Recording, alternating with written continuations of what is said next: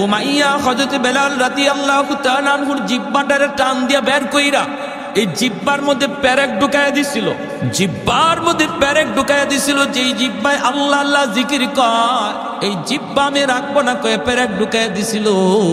এজন্য হযরতে বেলালের মুখে একটু সমস্যা হইত, আশহাদু বলতে পারতেন না, বলতেন আসহাদু, শিন উচ্চারণ করতে পারতেন না, শিনটা ভালো করে উচ্চারণ হতো না। সাহাবায়ে কেরাম কয় ইয়া রাসূলুল্লাহ, ওগো নবীজি ভালো করে একজন মুয়াজ্জিন নিযুক্ত করে ফেলেন। নবী সাহাবায়ে কেরামের পরামর্শ নিয়া অন্য একজন সাহাবীকে মুয়াজ্জিন নিযুক্ত করে দিলেন। এশার নামাজের পরই নবী বলেন, বেলাল ফজর থেকে আর আযান দেওয়া লাগবে না।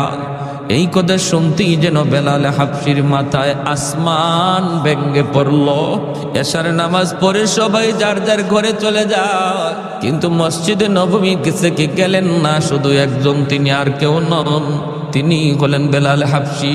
মসজিদে নববীর কোনায় খাম্বার কিনারায় বইসা বইসা চোখের পানি জড়ায় আল্লাহর কাছে কান্দে আর কয়, মালিক ও মালিক, তোমার হাবিব আমারে মুয়াজ্জিনের চাকরি থেকে বাতিল করে দিছি। ও মালিক, আমি তোমার হাইকোর্টে আমি আবেদন করলাম, আপিল করলাম হাইকোর্টে, নিম্ন আদালতে আমার চাকরি বাতিল, উচ্চ আদালতে আমি আপিল করলাম। মাওলা, এই শিন উচ্চারণ করতে পারি না কেন? আল্লাহ, তোমার নাম নেওয়ার কারণে আমার জিহ্বায় পেরেক মারছি, এজন্য আমি শিন উচ্চারণ নিতে পারি না। এটা তো আমার কোনো দোষ না। আল্লাহ, হয় তুমি আমার জিহ্বা ভালো করে দাও, নতুবা আজান বদলায়া দাও। আল্লাহু আকবার। হয় মালিক আমার জিহ্বা তুমি ভালো করে দাও, নতুবা আমি যেভাবে বলি এইভাবে আজান বানায় দাও। আল্লাহু আকবার, আল্লাহু আকবার। কত বড় আবদার আল্লাহর দরবারে। আল্লাহ পাক রব্বুল আলামিন তার হাবিবকে জানিয়ে দিয়েছেন, বন্ধু আজানও বদলিবে না, আমার বেলালের জিহ্বা যেভাবে আছে এইভাবেই থাকবে, জিহ্বাও ভালো হবে না। আমি আল্লাহর নাম নেওয়ার কারণে জিহ্বা যে ক্ষত, এই ক্ষত আমি আল্লাহ বেলালের হাসরের মাঠে দেখতে চাই। হাসরের মাঠে বেলাল আমাকে ওই জিহ্বা দেখাবে, যেমন অবস্থায় আছে অবস্থায় থাকবে, আজানও বদলিবে না।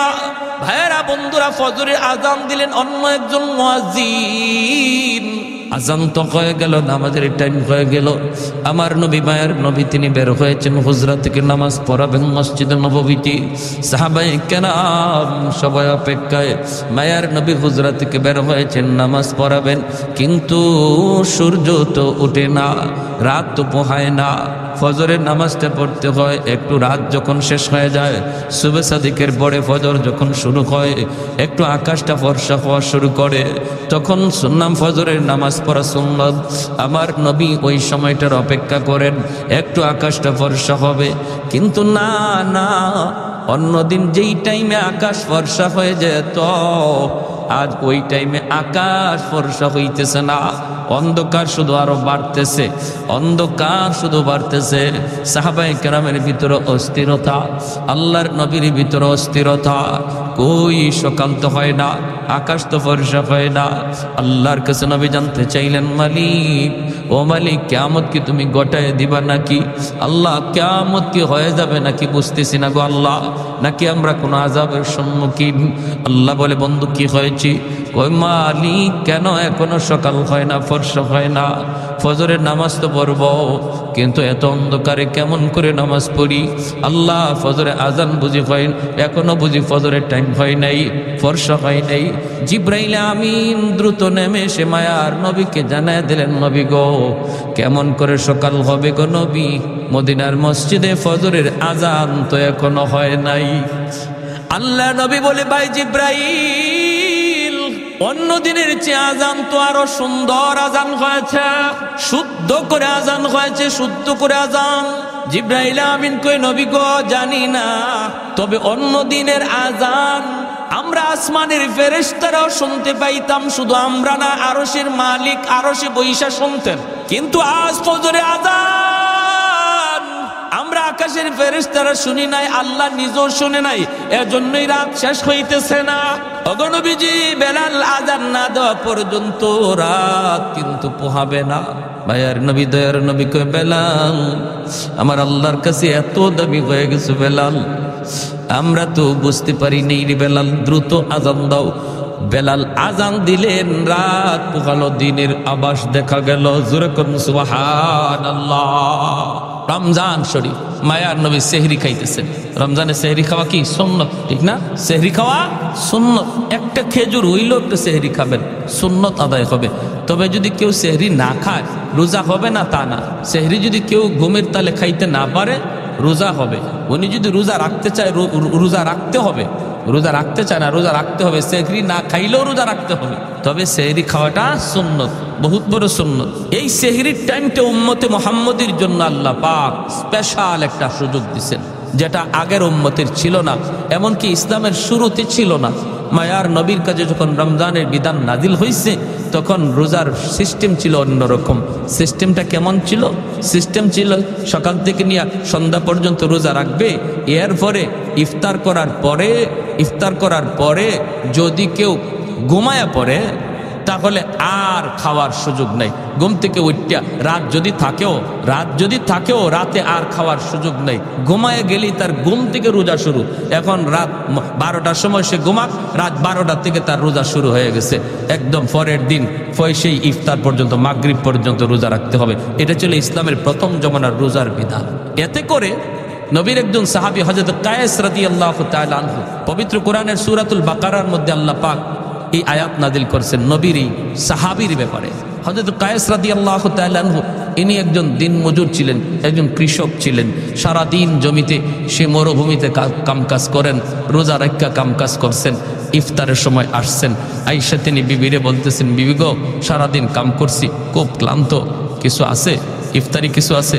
ইনি বলে, আমি আপনার কাছে আনতেছি, ইফতারি রেডি নাই, রেডি করে আনতেছি, আপনি একটু ধৈর্য ধরেন কইতেই সারাদিনে ক্লান্ত মানুষ তো একটু খালি হেলান দিছেন, আর হেলান দিতেই ঘুম চলে আসছে। বলুন তো দেখি, ঘুমাইলে পরে আর খাওয়ার সুযোগ আছে? দাদা বুঝছেন, উনি ঘুমায় গেছেন, ক্লান্ত মানুষ তো। দেখবেন রিক্সাওয়ালা মানুষ রমজান মাসে রিক্সা চালায় হঠাৎ করে একটা গাছের নিচে যখন ক্লান্ত হইয়া মাথাটাকে হাতটারে বালিশ বানাইয়া যখন খালি শোয়, নাক ডাকায় ঘুমাইতে শুরু করে, ঠিক না? ঘুমায় যায়। তো উনি ঘুমায় গেছে। বিবি সাহেব আসছে, আইসেই যখন দেখে বিবি স্বামী ঘুমায় গেছে, ইন্না লিল্লাহি ওয়া ইন্না ইলাইহি রাজিউন, তখন উনি ঘুম থেকে লাফ দিয়ে উঠছে। দুজন হাত পা সেইরা একদম অসহায় হয়ে দাঁড়ায় রয়েছে। বিবি সাহেব কাঁদতেছে, স্বামী গো এখন তুমি কেমনে রোজা রাখবা? রোজা তো রাখবাই, তো রোজা রাখতে গেলে এখন অবস্থাটা কি হবে?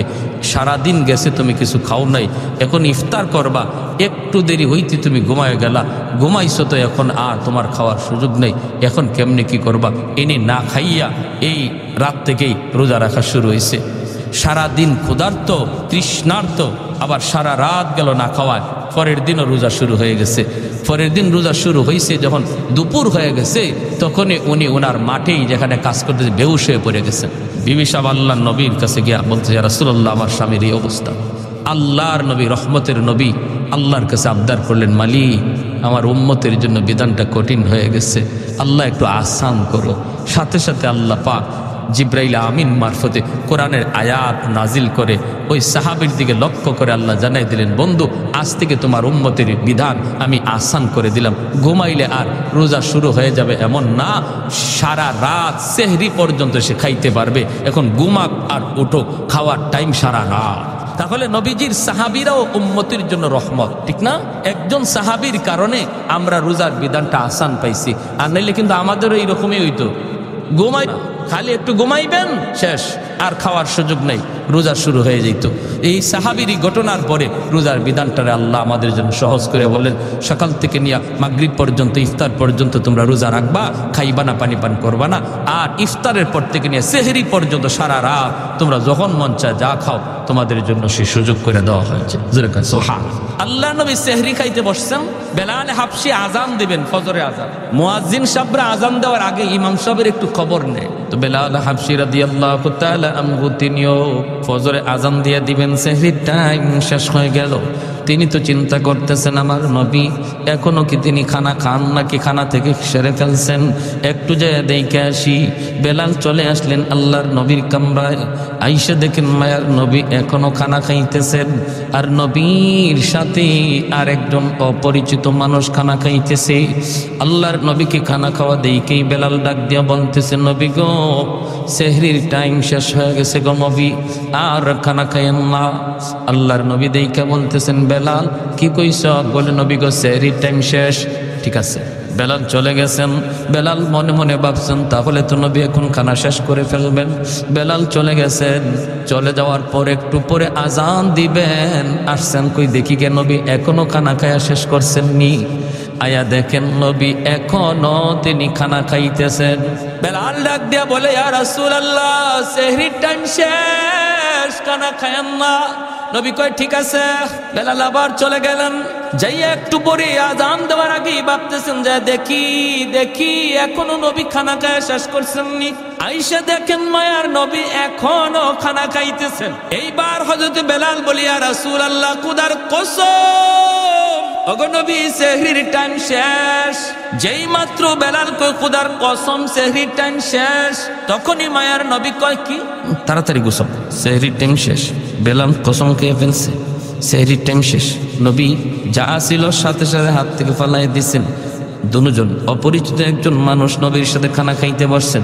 সেই অপরিচিত মানুষ আর কেউ নন, তিনি হলেন জিব্রাইল আমিন, ফেরেশতাদের সর্দার জিব্রাইল আমিন মায়ার নবীর সাথে সেহরি খাইতেছেন। ওই অবস্থায় দুজনে খানা বন্ধ করে দিলেন। এরপরে নবী ফজরের নামাজ পড়ালেন। নামাজ পড়ে নবী মিম্বরে বসলেন। বৈশেই নবী ডাক দিলেন, বেলাল কাছে আসো। কাছে আইনে বলেন, বেলাল, প্রথমবার যখন তুমি বলছো নবী গো সেহরির টাইম শেষ, কিন্তু জিব্রাইল আমারে বলতেছেন নবী গো সেহরির টাইম আরো আছে, খান। সুবহানাল্লাহ কইতেন না আপনারা? তুমি বলছো সেহরির টাইম শেষ, জিব্রাইল আমারে কয় না আছে টাইম, খান। দ্বিতীয়বার যখন তুমি বলছো সেহরির টাইম শেষ, তখনও জিব্রাইল বলেন না গো নবী আরো আছে, খান। তৃতীয়বার তুমি যখন বলছো সেহরির টাইম শেষ, তখনও টাইম ছিল, কিন্তু যখনই তুমি কসম করে ফেলছো, কসম খোদার সেহরির টাইম শেষ, তখন আল্লাহ পাক রব্বুল আলামিন কে, জিব্রাইল, যদিও সেহরির টাইম শেষ ছিল, কিন্তু আমার বেলাল কসম খেয়ে ফেলছে। আমার বেলালের দাম আমি আল্লাহর কাছে কি পরিমাণ জানো না? আমার বেলালের কসমের ইজ্জত রক্ষায় আমি আল্লাহ টাইম থাকলেও অফ করে দিলাম।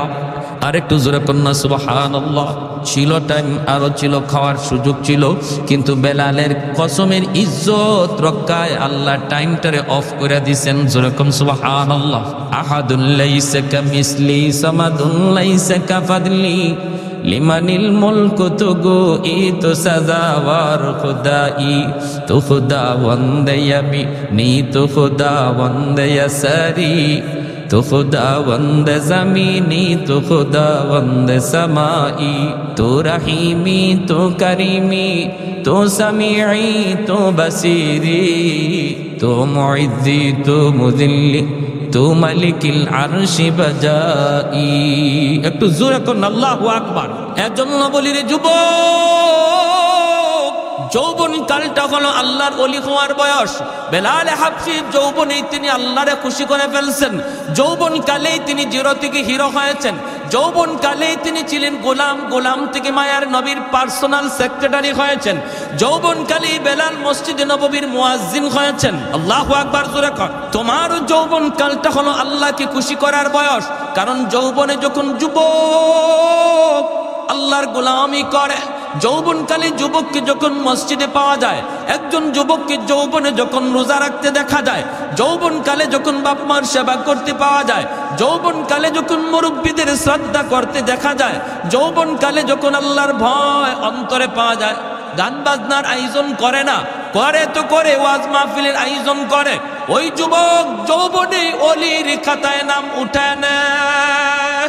লা ওয়ারাকাল কাফি, মায়ের নবী বলেন, যার গুনাহ করার সুযোগ ছিল, সামর্থ্য ছিল, এরপর আল্লাহর ভয়ে যে যুবক গুনাহ করে না, সুযোগ ছিল রাতের অন্ধকারে জিনা ব্যভিচার করার, সুযোগ ছিল দরজা বন্ধ কইরা খানা খাইয়া মানুষের সামনে রোজাদার সাজার, সুযোগ ছিল দরজা বন্ধ করে পানি পান কইরা মানুষের সামনে রোজাদার সাজার, এরপরও যেই যুবক যৌবনে আল্লাহরে ডরাইয়া মানুষের চোখে ফাঁকি দিলেও আল্লাহর চোখে ফাঁকি দেওয়া যায় না, এই বিশ্বাস অন্তরে নিয়ে যেই যুবক সর্বদা আল্লাহর ভয় অন্তরে রেখে চলছি, মায়ার নবী দয়ার নবী বলেন ওই যুবকের কলিজার দিকে তাকাইয়া আল্লাহ পাক আসমান জমিন এখনো টিকায়া রাখছি, নতুবা জমিন প্রতিনিয়ত আল্লাহর কাছে আবদার করে মালিক আর কত আমি গুনাহগারের পায়ের আওয়াজ শুনবো, আর কত আমি সুদখোরের 5তলা বিল্ডিং এর লোড নিব, আর কত আমি ঘুষখোরের 10তলা বিল্ডিং এর লোড নিব।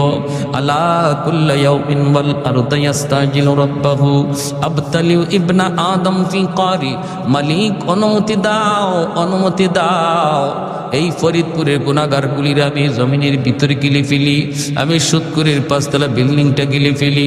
তুরস্কের জমিন 5তলা 10তলা বিল্ডিং গিলে ফেলেছে, সিরিয়ার জমিন 50,000 মানুষ গিলে ফেলেছে। আল্লাহ পাক বলে হাদিসে কুদসি, আল্লাহ পাক বলে শুধু তুরস্ক আর সিরিয়ার জমিন নয়, বাংলার জমিন, ফরিদপুরের জমিন, সিলেটের জমিন, সর্বকালের সর্বযুগের সর্ব জায়গার জমিন আল্লাহর কাছে আবদার করে মালিক আর কত আমি গুনাহগারের পায়ের আওয়াজ শুনবো।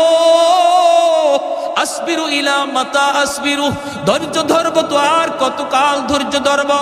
আল্লাহ বলেন ওয়াল বাহরা ইস্তাজিলু রাব্বাহু, সাগর মহাসাগর গুলো এমন প্রতিনিয়ত আবদার করে ও মালিক আমি কক্সবাজার সমুদ্র সৈকত, ওই কক্সবাজার সমুদ্র সৈকতের পারে আইসা নাফরমান কত গুনাহ করে, আমি সমুদ্র আর কত দেখব, আর কত আমি গুনাহগারের গুনাহ দেখব গো মালিক। আমার পারে আইসা তোমার কত গোলাম আমার দিকে তাকায় সুবহানাল্লাহর জিকির করে, তোমার কুদরত নিয়ে ভাবে, কিন্তু কত নাফরমান সাগরের পারে আইসা গুনার আয়োজন করে। ও মালিক এই গুনাহগারগুলি জমিনে নাপাক করে ফেলেছে, আমাকে অনুমতি দাও আমি পানি নাপাক জমিন পাক বানায় দিই। আল্লাহ পাক রব্বুল আলামিন বলে চুপ কর, এ জমিন থাম থাম, আমি আল্লাহ দেখতেছি এই জমিনে কেমন অন্যায় হয়, আমি আল্লাহ দেখতেছি এই জমিনে কেমন অন্যায় হয়, কেমন অপরাধ হয়, কেমন গুনাহ হয়, কেমন জুলুম হয়, এরপরও আমি কেন ধরি না জানো নি? কারণ এই মানুষকে আমি আল্লাহ বড় আদর করে বানাইছি, এই মানুষকে আমি আল্লাহ বড় আদর করে বানাইছি। আসমান আল্লাহ বানাইছেন কুন ফায়াকুন বইলা, জমিন আল্লাহ বানাইছেন কুন ফায়াকুন বইলা, ফেরেশতাও আল্লাহ বানাইছেন কুন ফায়াকুন বইলা, কিন্তু আমারে আপনারে আল্লাহ পাক কুন ফায়াকুন বইলা বানায় নাই। আমারে আপনারে যখন আল্লাহ বানাইছে, আল্লাহ বলে খালাকতু বিয়াদাইয়া, আমি আল্লাহ আমার নিজের হাত দিয়া বান্দা বান্দিরে বানাইছি। কারণ এই চেহারার মধ্যে এত দামি কপাল, এই কপাল দিয়া বান্দা আমার কুদরতি কদমে সেজদা দিবে। এই কপালটারে তো দাম, এই কপাল ফেরেশতাদের হাতে বানাইলে হয় না, এই কপাল কুন ফায়াকুন বলল হয় না, আমি আল্লাহ নিজের হাতে বানাইছি। এই জমিনের মধ্যে এখনো এমন 4টা শ্রেণী আছে, লাউলা মাশাইখু রুক্কা ওয়াশ শাবাবু খুশা ওয়াল আতফালু রুদ্দা ওয়াল আনআমু রুদ্দা। আল্লাহ বলে এখনো জমিনের ভিতরে এমন আমার কিছু বান্দা বান্দি আছে, চুল দাড়ি তার সাদা হয়ে গেছে, কোমরে তার ব্যথা, হাঁটুতে তার ব্যথা, আমি আল্লাহর কদমে সেজদা দিতে তার কষ্ট হয়, এরপর কষ্ট করে করে আমি আল্লাহকে সেজদা দেয়। তার সেজদার দিকে তাকাইলে জমিনের প্রতি আমি আল্লাহর মায়া লেগে যায়। ওয়াশাবাবু খুশা, আল্লাহ বলে 2 নম্বর কোন জমিনে এমন কিছু যুবক যৌবনের পাগলামি করে না, গুনার আয়োজন করে না, না না, যৌবনে তার মাথায় টুপি পাওয়া যায়, যৌবনে তার মুখে দাড়ি দেখা যায়, যৌবনে তার মসজিদে পাওয়া যায়, যৌবনে তার রমজানে রোজা রাখতে দেখা যায়, যৌবনে মুরব্বিদের শ্রদ্ধা করতে পাওয়া যায়, যৌবনে আলেমদেরকে তাজিম করতে দেখা যায়। ওই যুবকের কলিজার দিকে যখন আমি আল্লাহ তাকাই, তখন এই গুনাহগার জমিনের প্রতি আমি আল্লাহর মায়া লেগে যায়। এজন্য বলি যুবক, যৌবন কালটারে অনেক মূল্যায়ন করো, যত আল্লাহর অলি হইছেন এই জমিনে সবাই অলি হইছেন যৌবনকালে, যৌবনকালেই সবাই অলির খাতায় নাম লেখাইছেন। অতএব নিয়ত করো রমজানের রোজা একটাও ছাড়বো না, তারাবির নামাজ আমি ছাড়বো না, রমজানে আমার আল্লাহ নারাজ হয় এমন কোনো কাম করবো না। যখনই তুমি এমন নিয়ত করবা, এমন নিয়ত করবা, সাথে সাথে আল্লাহ পাক রব্বুল আলামিন তোমার উপর খুশি হয়ে যাবে। আর মুরব্বীদের সাথে বেয়াদবি করবা না, কারণ সাদা দাড়ি সাদা চুল মুরব্বী আল্লাহর কাছে বড় দামি, বড় দামি। মুরব্বী বাবাজি যখন আল্লাহর কাছে হাত উঠায়, আল্লাহ বলে তখন আমার লজ্জা লাগে, লজ্জা। আলী রাদিয়াল্লাহু তাআলা আনহু একজন মুরব্বীর শ্রদ্ধা করছিলেন কেমনে? মসজিদে নববীতে নামাজের জন্য রওনা দিছেন, চিকন একটা গলি, এই গলির মধ্যে একজন মুরব্বী লাঠিতে বর দিয়া কোমরটা বাঁকা হয়ে গেছে মুরব্বীর। আস্তে আস্তে গলি পার হইতেছি, হযরত আলী মনে মনে ভাবেন, আমি যদি আমার মায়ার নবীকে নামাজের প্রথম রাকাতেই পাইতে হয় তাহলে আমার একটু দ্রুত যাওয়া লাগবে, আর দ্রুত গেলে মুরব্বীকে একটু ধাক্কা দিতে হয়। চাচা আমার একটু সাইড দেন, একটু সাইড দেন, এইভাবে চাপ দিয়ে যাইতে হয়। হযরত আলী কয়, না, মুরব্বী হওয়ার কারণে আমার আল্লাহর কাছে বড় দামি। আল্লাহ যারে সম্মান দেয় আমিও তারে সম্মান দিব, লাগলে আমার এক রাকাত নামাজ ছুটে যাবে। মায়ার নবী মসজিদের নববীতে নামাজে দাঁড়ায় গেছেন, আল্লাহ নবী রুকুতে চলে গেছেন। আলী তো ওই মুরব্বীর পিছনে পিছনে আস্তে আস্তে আসতেছেন।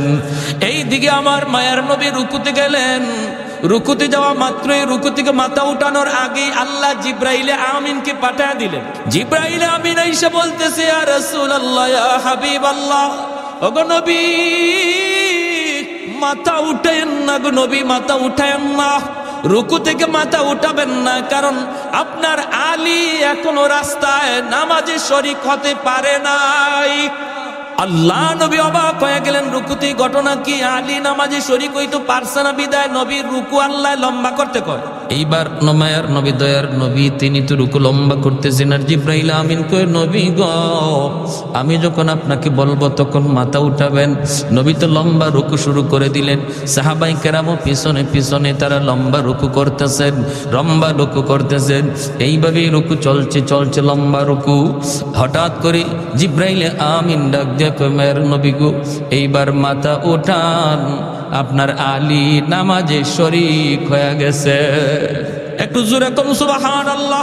হায়দার তেরা নাম সে ইসলাম রখেগা, हैदार तेरा नाम से इस्लाम रखेगा, दुनिया की शजाअत में तेरा नाम रहेगा, दुनिया की शजाअत में तेरा नाम रहेगा, उस्मान तेरा नाम से इस्लाम रहेगा, दुनिया की सखावत में तेरा नाम रहेगा। আল্লাহ নবী রহমতের নবী নামাজ শেষ কইরা মেম্বরে বসে ডাক দিলেন, আলী এদিকে আসো। নবীজির মনের মধ্যে আলীর প্রতি একটু জিদ জন্মেছে। আলী কেন আজকে নামাজে আসতে দেরি করলো, আর আমার এবার রুকুতে এত লম্বা সময় কেন দিতে হলো? নবী ডাক দিয়া বলতেছেন, আলী রে, আজকে নামাজে আসতে কেন তুমি দেরি করলা? হযরত আলী কয়, কই গো নবী, বেশি দেরি তো হয় নাই, আমি তো আপনাকে রুকুতে পাইছি। রুকুতে পাইছো? কেমনে পাইছো, হুশ আছে? বলি, ইয়া রাসূলুল্লাহ, আমি তো আপনার রুকুতে পাইছি। নবী কয়, আলী, তোমার রুকু পাওয়ানোর জন্য আল্লাহ আমারে রুকুতে হ্যাং করে রাখছে। তোমার রুকু পাওয়ানোর জন্য আল্লাহ আমারে রুকুতে আটকায় রাখছে। জিব্রাইল আমিন আইসা আমার কানে কানে কয়, নবী গো, মাথা তুলবেন না, আলীরে রুকু পাইতে দেন। হযরত আলী রাদিয়াল্লাহু তাআলা আনহু অবাক হয়ে গেলেন, ইয়া রাসূলুল্লাহ, এত বড় ঘটনা ঘটছে, আমি নবী গো, আমি তো জানি না। আল্লাহ নবী বলে, জানতে হবে না, আগে বলো রাস্তায় কি হয়েছে একটু কও। এইবার হযরত আলী কয়, নবী গো, আমি তো নির্ধারিত সময় বের হয়েছি জামাত ধরার জন্য, কিন্তু চিকন গলিটার ভিতরে একজন মুরব্বী, এই মুরব্বী মানুষের সম্মান করতে যায় আমার একটু দেরি হয়ে গেছে। আল্লাহর নবীর চোখ থেকে দর দর করে পানি পড়ে। নবী কান্দে আর কয়, আলী রে, দেখ, সাদা দাড়ি সাদা চুল, দুর্বল মুরব্বী মানুষকে সম্মান করলে আল্লাহ কত সম্মান তোমার বাড়ায়া দিছে। যেই দুনিয়াতে মুরব্বীকে সম্মান করবে আল্লাহ তারেও মুরব্বী বয়সে সম্মানী বানায়া দিবে।